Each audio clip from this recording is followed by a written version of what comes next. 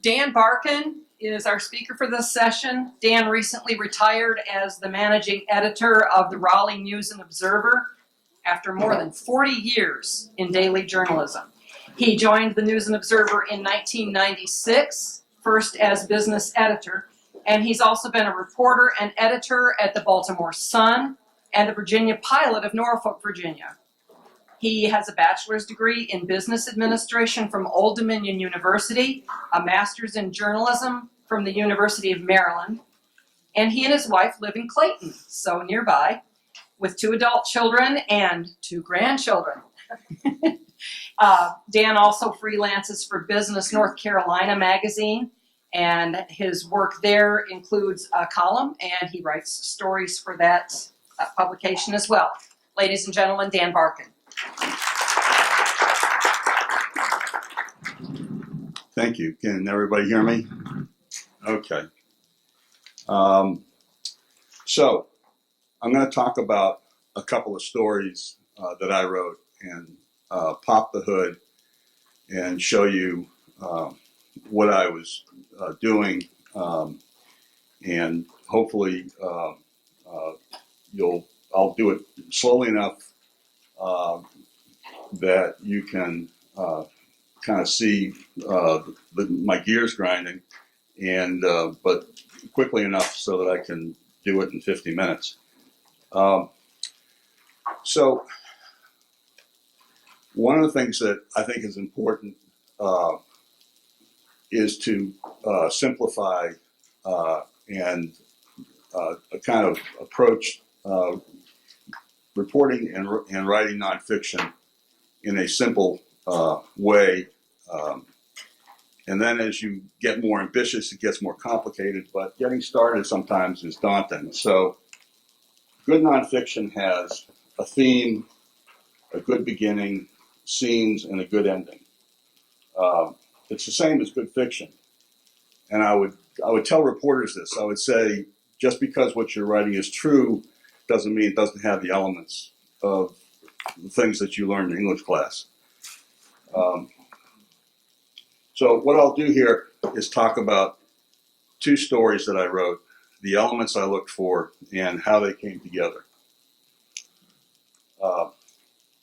So I got an assignment to write about a company called Cap Trust, and it's based in Raleigh. If you've driven on North Hills, you'll see a 17-story building with a sign on top. Cap Trust provides advisory services to people who oversee 401k plans. It helps them how to decide how to invest billions of dollars. So unless you're interested in 401ks, this is a challenge. And this wasn't for a trade publication. So my first challenge was get in the door. And I didn't know anything about Cap Trust, so it's not really, this is not an unusual problem. Sometimes getting access is usually the first step.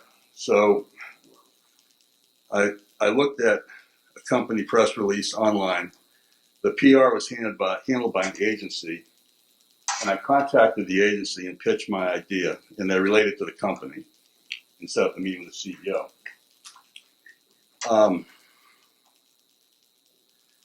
So I read everything I could about the company, and I formulated my pitch based on that. I didn't just say I'd like some FaceTime with the CEO. When you're dealing with, and this is getting a little in the weeds, and I apologize if that's so, but you just don't say I'd like some FaceTime with the CEO.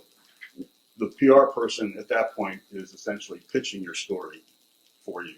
So you've got to give them something to work with.